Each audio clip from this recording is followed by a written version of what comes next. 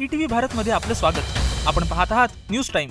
मनोज जरांगे पाटलांचा राज्य सरकारला शेवटचा इशारा। आम्हाला त्रास देण्याचा प्रयत्न केलात तर सर्व मराठ्यांनी मुंबईत या। आज रात्री सर्व अध्यादेश काढा, नाहीतर उद्या मी आझाद मैदानावर जाणार। मनोज जरांगे पाटलांची मोठी घोषणा। 57 लाख नोंदी मिळाल्या, 37 लाख लोकांना कुणबी प्रमाणपत्र दिलं। मनोज जरांगेंनी सांगितली सरकारी आकडेवारी। सगळ्या सोयऱ्यांबाबतही अध्यादेश काढा, जरांगे पाटलांची भूमिका। 100% आरक्षण मिळेपर्यंत शिक्षण मोफत करावं, आरक्षण मिळेपर्यंत सरकारी नोकर भरती थांबवावी। वाशीमधील जाहीर सभेत जरांगे पाटलांची मोठी मागणी। अंतरवाली सराटीतील सर्व गुन्हे मागे घेण्याचीही मागणी। जरांगे पाटलांच्या केसाला धक्का लावाल तर याद राखा, काँग्रेस प्रदेशाध्यक्ष नाना पटोले कडाडले। वाशीमध्ये मराठा बांधवांची अलोट गर्दी। सर्व मागण्यांचे अध्यादेश काढेपर्यंत आजची रात्र नवी मुंबईतच काढणार असल्याची जरांगे पाटलांची घोषणा। देशभरात 75व्या प्रजासत्ताक दिनाची धूम। दरवर्षीप्रमाणे यंदाही नवी दिल्लीतील कर्तव्य पथावर भव्य कार्यक्रमाचं आयोजन।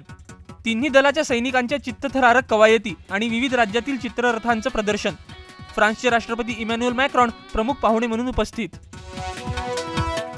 प्रजासत्ताक दिनाच्या पथसंचलनात महाराष्ट्राकडून शिवाजी महाराज यांच्या जीवनावर आधारित चित्ररथाचं सादरीकरण। शिवराज्याभिषेकाच्या 350व्या महोत्सवावर आधारित होता चित्ररथ। शिवाजी महाराज यांच्या बालपणापासून ते स्वराज्य निर्मितीपर्यंतचे प्रसंग दाखविण्यात आले। प्रजासत्ताक दिनी राष्ट्रपती पोलीस पदकांची घोषणा। पोलीस सेवेत उल्लेखनीय कामगिरी करणाऱ्या महाराष्ट्रातील 62 पोलिसांचा सन्मान। 18 जणांना शौर्य पदक, 4 जणांना विशिष्ट सेवेसाठी राष्ट्रपती पोलीस पदक आणि 40 जणांना गुणवंत सेवेसाठी पोलीस पदक प्रदान। बिहारमध्ये राजकीय हालचालींना वेग। मुख्यमंत्री नितीश कुमार पुन्हा एनडीए मध्ये जाण्याची शक्यता। जेडीयूची पुनर्रचना, राष्ट्रीय अध्यक्षांपासून ते नवी कार्यकारिणी तयार।